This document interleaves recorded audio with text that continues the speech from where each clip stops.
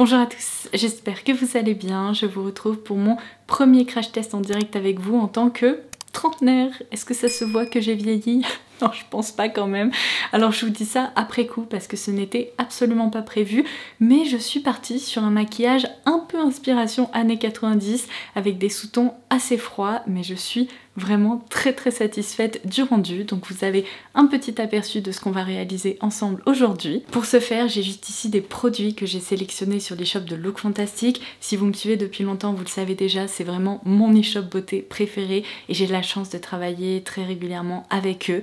Alors j'ai aussi un avantage exclusif pour vous qui est valable tout au long de l'année. Il s'agit du code LFLODOZ. Si vous rentrez ce code dans votre panier, vous pourrez constater qu'il vous permet d'appliquer la meilleure réduction possible sur des centaines et des centaines de produits sur le site et il fonctionne même sur les dernières nouveautés qui viennent tout juste d'arriver. Donc si vous voulez en profiter, je vous laisserai bien sûr tous les détails concernant ce bon plan directement en barre d'infos et je listerai tous les produits dont on va se servir aujourd'hui pour réaliser ce maquillage. Voici un petit aperçu tant bien que mal de ce qui vous attend. On va tester ensemble le nouveau fond de teint de chez Laura Mercier dont j'ai entendu beaucoup de bien. Je vais redonner sa chance à l'anti-cerne Quickie de chez Urban Decay. J'ai aussi la nouvelle poudre flottante de chez MAC, des petits blushs lumineux et également un petit coffret ambiance 90s pour se maquiller les lèvres. Donc eh bien écoutez, il n'y a plus qu'à, je vous souhaite un excellent visionnage. Je vais commencer par maquiller mon teint et alors je pense qu'il s'agit du produit que j'ai le plus hâte de tester avec vous puisque j'ai largement été influencée par Jessica Brown. Ces dernières semaines, elle n'a pas arrêté de parler de ce fond de teint Laura Mercier. Il s'agit de leur dernière création, c'est le Real Flawless Weightless Perfecting Foundation qui se présente comme ceci. Et il faut savoir, je pense que vous l'avez peut-être remarqué à travers mes vidéos, je n'ai pas le meilleur historique au monde avec les fonds de teint Laura Mercier. J'ai souvent constaté qu'ils étaient malheureusement trop jaunes pour moi ou trop foncés ou alors ils avaient tendance à se séparer sur mon visage et il y a très peu de références finalement qui ont fonctionné pour moi jusqu'à aujourd'hui. Mais là j'ai vraiment bon espoir parce que lorsque j'ai observé le rendu de ce fond de teint sur sa peau, je me suis dit que ça ressemblait quand même un peu aux textures sérum que j'apprécie beaucoup en ce moment et là pour le coup il n'a pas l'air d'être jaune du tout, ça a l'air d'être une couleur très neutre, donc j'espère que ça a fonctionné. Il s'agit de la teinte 0N1 Silk. Le packaging est vraiment très réussi. Cette nouvelle charte graphique qui est proposée par Laura Mercier, que ce soit à travers leur parfum, je vous en ai parlé dans une vidéo il y a quelques semaines, ou leur gamme de maquillage, franchement, ça fonctionne, ils ont fait du bon boulot. Alors ça m'a l'air d'être en effet un fond de teint un peu crémeux liquide mais assez léger. Moi je trouve que en termes de sensation ça ressemble quand même à un sérum, donc j'ai toujours tendance à appliquer le produit directement sur le visage pour qu'il ne soit pas absorbé par mon pinceau avant même de toucher ma peau. Je vais utiliser le pinceau 200 de chez Real Techniques que j'aime vraiment beaucoup. Pourquoi j'ai un petit cil? Je vous disais donc que ce pinceau, je l'aime vraiment beaucoup parce que c'est un petit buffer comme ça qui répartit super bien les fonds de teint ou les blush crème.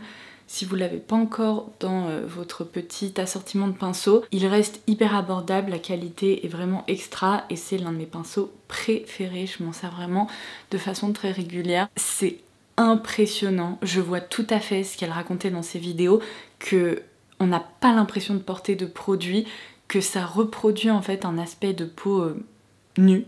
Parce que regardez, on dirait juste que j'ai hydraté ma peau et c'est tout. Alors pour le moment, la couvrance n'est pas suffisante pour moi. Là j'ai encore des rougeurs, ça me dérange. Donc je vais essayer de construire un petit peu ça, d'en réappliquer. Mais je pense qu'on tient quelque chose. Eh bien écoutez, je suis impressionnée. J'espère que la tenue va être au rendez-vous. Parce qu'alors là, on est sur un rendu qui est sublime. Regardez, je m'approche, si il veut bien focus. Il n'y a aucun effet de matière. J'ai vraiment l'impression d'avoir appliqué une crème teintée, un produit hydratant qui est légèrement pigmenté mais dont la couvrance est modulable. C'est vraiment le premier fond de teint Laura Mercier avec lequel j'ai cette première impression qui est vraiment excellente. je me dis que c'est vraiment un fond de teint que je pourrais adopter. Alors ensuite, j'ai décidé que j'allais redonner sa chance à cet anti-cerne. Il s'agit du Quickie de chez Urban Decay. Vous allez sûrement le reconnaître puisque je l'ai déjà crash testé avec vous. Ça remonte à il y a à peu près 3-4 mois il me semble. Je vous laisserai cette vidéo en barre d'infos si vous l'avez loupé. Mais si vous l'avez visionné, vous vous souvenez peut-être que mon avis était assez mitigé. Je trouvais que son rendu était globalement réussi, mais il possédait entre guillemets plusieurs problèmes. Déjà, il était très couvrant et puisqu'il était un petit peu trop clair pour moi, eh bien ça se voyait vraiment sous les yeux. Alors ça offrait un rendu un peu effet glamour, Hollywood, vraiment soirée, mais pour le quotidien c'était impossible à porter. Donc je me suis dit que si j'optais pour la teinte du dessus qui est la 20 NN, peut-être que ça se passera mieux parce que cette texture réussira sûrement à mieux se fondre avec mes autres produits teints.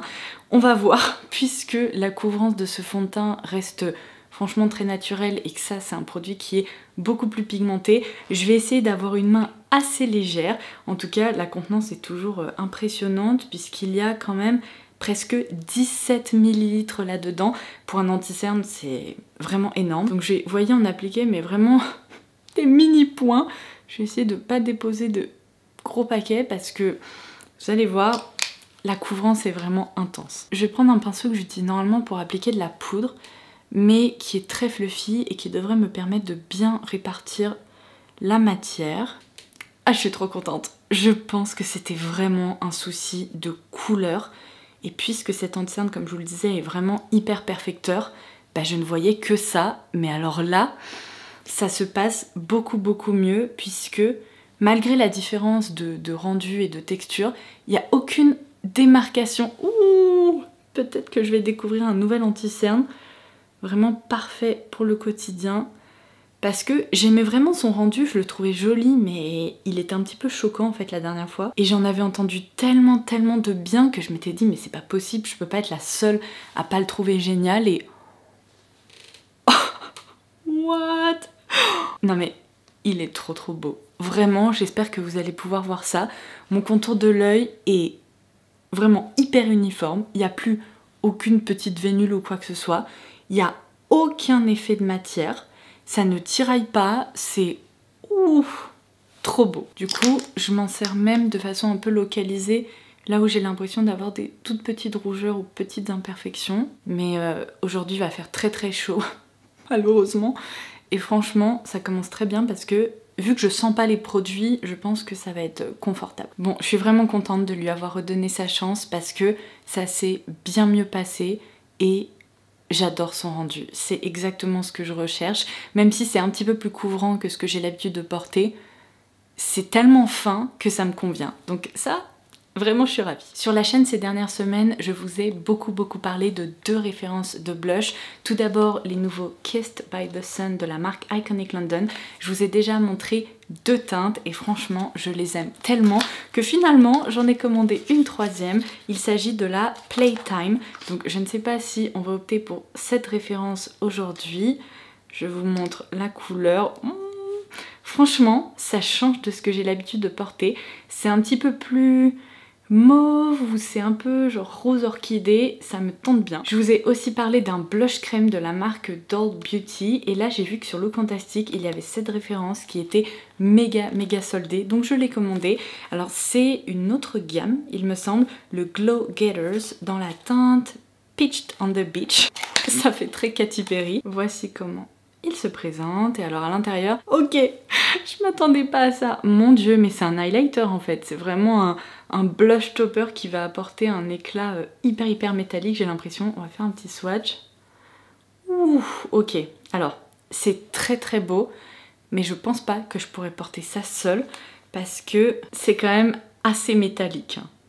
Donc peut-être sur le haut des pommettes comme ça, histoire de rehausser un petit peu l'éclat. Je vais la jouer sécurité en appliquant cette teinte là sur le haut des joues et peut-être que j'ajouterai une petite touche de pêche sur les pommettes. Ces blushs de chez Iconic London, je vous l'ai déjà dit, mais ils sont méga fins, ils se répartissent super bien, ils apportent un superbe éclat qui reste très naturel. Regardez comme ce blush est joli, le rendu est absolument parfait.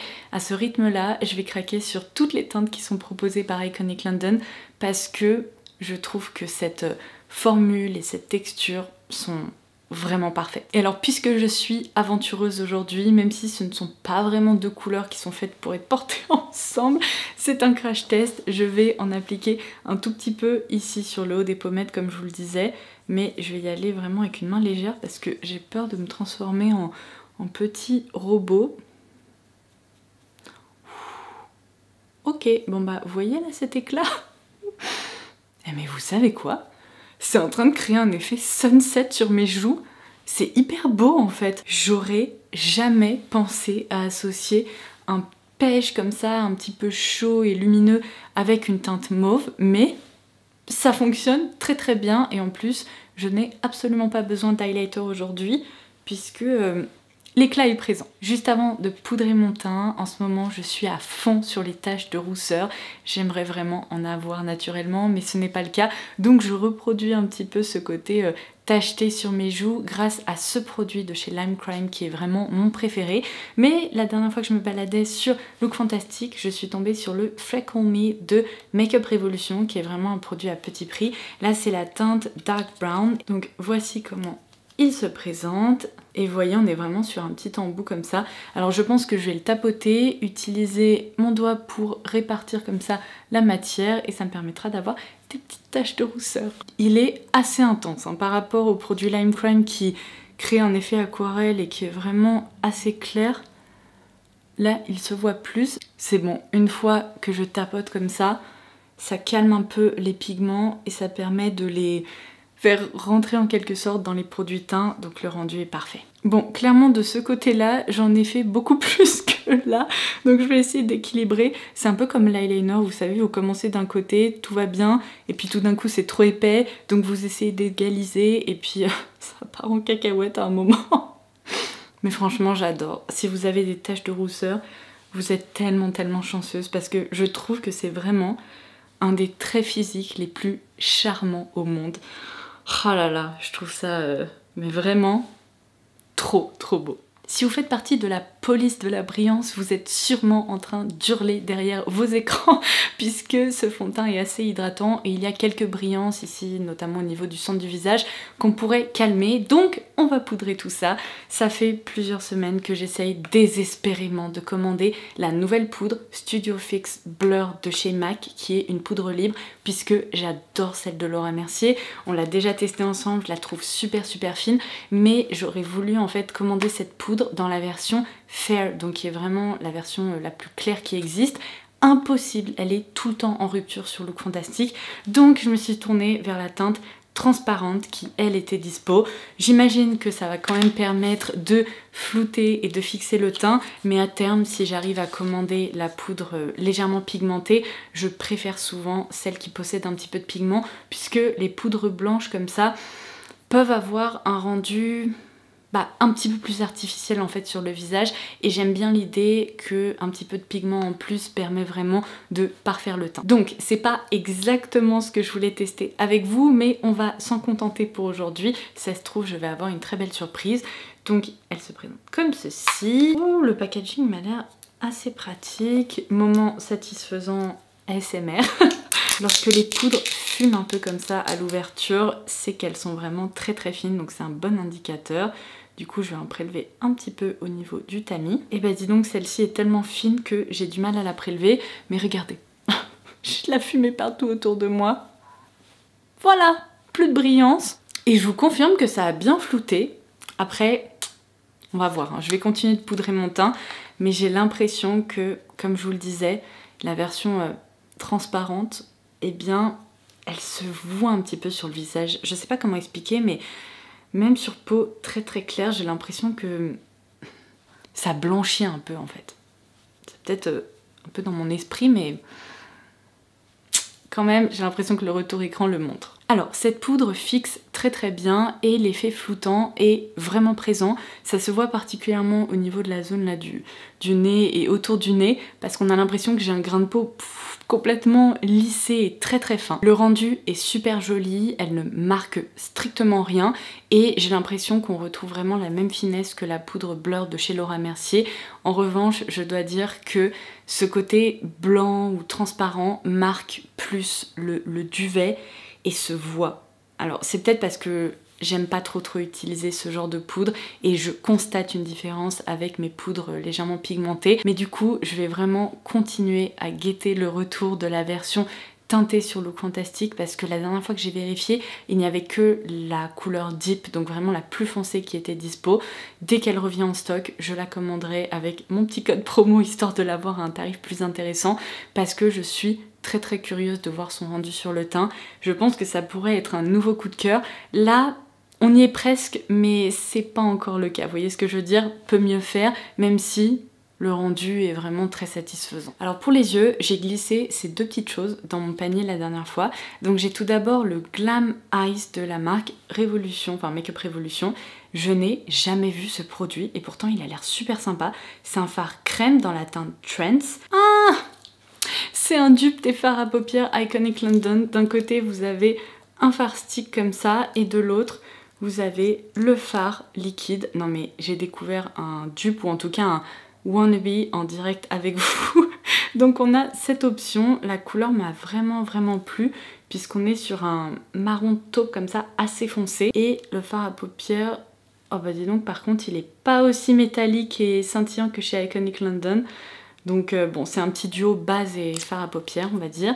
Et j'ai opté pour un Aqua Resist Smoky Shadow de chez Make Up For Ever qui était aussi en promo dans la teinte Désert, donc la numéro 9. Donc j'ai opté pour ce fard parce que je suis toujours à la recherche d'un fard à paupières stick dont je pourrais me servir en coin interne pour apporter de l'éclat. Je me suis dit que cette couleur pourrait être pas mal. La luminosité est au rendez-vous et ça fait un moment que j'ai pas utilisé la gamme Aqua Resist de chez Make Up For Ever et je sais que ce sont d'excellents produits vraiment waterproof pour les journées comme aujourd'hui où je ne sais même pas quelle température il va faire mais j'ai chaud sous ma frange pour vous dire à quel point il commence vraiment à faire chaud. Donc de toute façon ça fonctionne très bien tout ça ensemble, donc on va commencer par appliquer ça en coin interne. Ah, ça fonctionne déjà mieux que le fard de K-Beauty là de chez iMimi qu'on avait testé ensemble et qui était décevant. Pratique, efficace, précis, je le mets même en ras-de-cils inférieur, il n'y a rien à dire, ça fonctionne bien. Du coup, je passe au fard stick, la pigmentation est au rendez-vous et la texture est très fine. On va étirer un petit peu ça et l'estomper au niveau des bords. Et bien je suis impressionnée parce que pour un fard qui ne coûte que quelques euros seulement, pour le moment c'est hallucinant, il se répartit vraiment super bien et l'estompage est vraiment rapide et facile. Regardez ce que je vous racontais dans l'une de mes vidéos, je commence à repiquer. Signe de chaleur. Bon allez, je vais appliquer ce fard crème que j'ai concentré vraiment sur la paupière. C'est très joli hein, franchement, il n'y a rien à dire, c'est un taupe un peu foncé. Mais pour un petit smoky comme ça, facile et rapide, je vais utiliser un petit pinceau estompeur de chez Lottie London, comme ça. Je suis impressionnée, la matière est restée hyper homogène, elle ne s'est pas séparée. Alors oui, la couleur est un petit peu sombre, un peu smoky comme ça pour le quotidien, mais qu'est-ce que c'est beau! Rien qu'avec un petit pinceau estompeur comme ça m'a permis de diffuser le tout en quelques secondes. Il y a un petit côté satiné, vraiment un rendu presque luxueux pour quelques euros quoi. Non mais j'adore, je suis hyper fan. Alors là je dois dire qu'avec du mascara ça me fait vraiment quelque chose parce que ça ressemble tout à fait au style de maquillage que Victoria Beckham porte avec des sous-tons un petit peu froids. Il y a un côté smoky très luxueux grâce à cet aspect un petit peu satiné sur les paupières. Je suis fan, je suis trop contente de cette découverte. Et du coup pour conclure en beauté et pour complimenter ce maquillage des yeux, enfin j'espère, j'ai déniché le petit coffret parfait qui est proposé par la marque Nude Sticks. C'est vraiment une marque au top dont on parle pas assez selon moi. Et alors vous allez pouvoir le voir juste ici. C'est un petit coffret qui s'inspire des couleurs des années 90. Donc là vraiment, je pense que j'ai tapé dans le mille. Il y a un petit aperçu juste ici des couleurs. Et ce sont donc des petits sticks évidemment. C'est trop pratique. Il y a 3 couleurs et un petit taille crayon. J'ai plus de place, je vais faire ça sur l'autre main. Donc juste ici, j'ai la teinte Greystone, qui est un petit peu marron. Ensuite, la teinte Fringe. Et enfin, la teinte Boho, qui m'a l'air, oh là là, magnifique, sublime, tout ce qu'on veut. Elle est juste ici. Écoutez, avec ce maquillage, je pense que je suis obligée, je vais opter pour la teinte Boho. Je comprends tout à fait la référence aux années 90. On est évidemment sur un nude plus soutenu, un petit peu plus intense, mais avec des sous-tons froids. Et franchement, j'adore mon maquillage aujourd'hui. Ça change complètement de ce que j'ai l'habitude de porter, mais ça fonctionne trop bien, c'est hyper réussi. Bon, comme je vous le disais, je pense qu'on n'est pas sur la meilleure journée pour vous retrouver en début de soirée et vous proposer un point sur la tenue de ces produits, parce qu'on n'est que le matin et il fait déjà tellement chaud.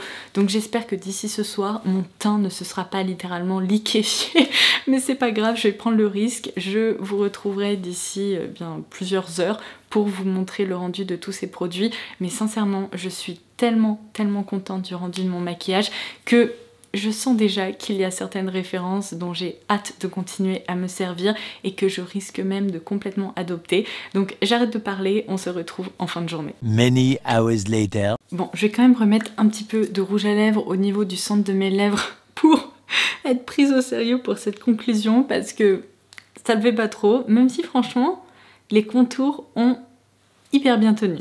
Donc me revoilà pour cette conclusion, il va être 19 h et je me suis littéralement barricadée dans la maison toute la journée parce que, en effet, il a fait chaud. D'ailleurs, ça peut se voir au niveau de ma frange et certains endroits de mon visage, on va en reparler.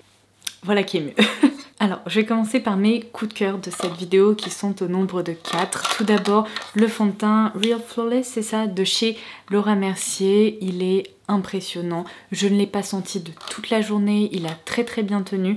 Je vais vous proposer quelques zooms pour vous montrer qu'au niveau de mon nez, il s'est un petit peu séparé, mais sinon dans l'ensemble, franchement, c'est une dégradation, on va dire, minime pour une journée aussi chaude, donc j'en suis ravie, j'ai hâte de continuer à le porter. Je suis vraiment trop contente d'avoir redonné sa chance à cet anti-cerne Urban Decay, parce que c'est vrai que sa texture est hallucinante. Si vous recherchez un anti-cerne qui est très couvrant mais qui est vraiment léger, qui ne marque pas et qui ne laisse pas d'effet cartonné derrière lui, c'est vraiment la référence vers laquelle vous tournez. Je suis pas une grande amatrice d'anti-cernes qui sont très pigmentés justement, mais celui-ci dans la bonne teinte fonctionne très bien pour moi. Bon, inutile de revenir sur ces rouges à lèvres de chez Nude Sticks, comme vous avez pu le voir là il y a quelques minutes seulement, j'ai uniquement dû retoucher le centre de mes lèvres puisqu'après le déjeuner, en effet les pigments s'étaient un peu effacés, mais la tenue était vraiment extra. Attention, ce sont des rouges à lèvres mat qui sont pas particulièrement hydratants ou émollients, donc ils peuvent un petit peu tirailler sur les lèvres, c'est à prendre en considération si c'est un point qui est un peu problématique pour vous, mais sinon ils font du très bon boulot et je trouve que les couleurs sont très jolies. Et alors le produit potentiellement le plus bluffant de cette vidéo, c'est lui. Ce duo de fard à paupières est incroyable puisque ces deux textures, que ce soit le stick ou le fard crème que j'ai appliqué par-dessus, n'ont pas bougé. L'intensité est toujours la même, le rendu de mon maquillage est le même que ce matin.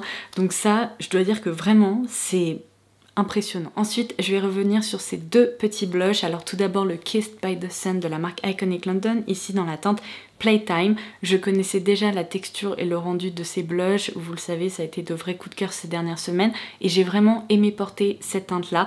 Alors par contre, je ne pense pas que ce soit ma préférée dans la gamme puisqu'elle est un petit peu plus rose orchidée que ce que j'ai l'habitude de porter, mais aujourd'hui ça a très bien fonctionné. C'est une couleur vers laquelle je me tournerai peut-être un petit peu moins, mais franchement, elle m'a convaincue puisque elle est tout aussi réussie que les autres teintes que j'avais déjà. Ensuite, le Peached on the Beach de la marque Doll Beauty qui est vraiment très joli, il n'y a rien à dire. Après, il faut apprécier les blushs qui sont assez métalliques, qui sont un peu à la frontière entre un blush et un highlighter. C'est exactement pour ça que je l'ai appliqué uniquement sur mes pommettes, un peu en tant que blush topper. Porté comme ça, ça me plaît beaucoup, il est vraiment joli et l'éclat est toujours présent. Par contre, porté seul, je suis pas sûre que ça me plairait parce que ça aurait tendance, je pense, à créer une barre un peu métallique, très orangée sur la joue. Donc je vais continuer à m'en servir vraiment en tant que blush topper pour rehausser mes pommettes, comme ça fonctionne bien. Après, c'est pas un coup de cœur non plus. Alors ensuite, j'ai été quand même assez impressionnée par la poudre libre Studio Fix Set and Blur de chez MAC, puisque je me répète, mais j'ai chaud, j'ai qu'une seule envie, c'est d'aller sous la douche. J'ai transpiré et pourtant elle matifie encore super bien. Elle est légère, elle se voit moins que ce matin à l'application. Je trouve que le rendu est plus naturel après 1 heure ou 2, une fois qu'elle s'est un petit peu posée. Je regrette vraiment le fait de n'avoir pas crash testé en premier la version délicatement pigmentée, parce que je pense vraiment que ça aurait été un coup de cœur. Mais je suis quand même impressionnée pour quelqu'un qui a la peau sèche, déshydratée, qui marque facilement. C'est quand même impressionnant de voir qu'une poudre est aussi jolie en fin de journée, qu'elle n'a pas séparé mes produits pour le teint, etc. Donc affaire à suivre, mais je dois dire que même au niveau de la zone du contour de l'œil, c'est hyper fin, c'est très très joli, et elle fait du bon boulot aussi en matière de floutage.